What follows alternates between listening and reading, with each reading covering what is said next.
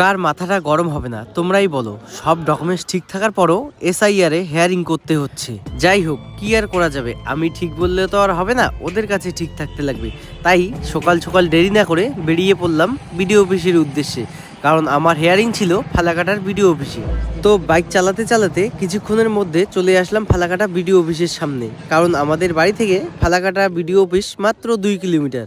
BDO অফিসের সামনে আসতে না আসতেই লোকজনের ভিড় দেখে আই এম তো অবাক। হাজার লাখ মানুষের ভিড়, লোকজন দেখে আমার মনে একটু সাহস আসলো, কারণ আমি বাড়ির থেকে ভয়ে ভয়ে আসছিলাম যে কি না কি করতে হবে, আমি একাই থাকবো। তো সেখানে লোকজনের কাছে জিজ্ঞাসা করে আমি আমার বিওলের কাছে গেলাম। তো সেখান থেকে বললো আমার ডকুমেন্টস দেখে বার্থ সার্টিফিকেট জেরক্স করতে হবে। আর জেরক্স করতে গিয়ে এত বড় ঝামেলায় পড়বো আমি ভাবতে পারিনি।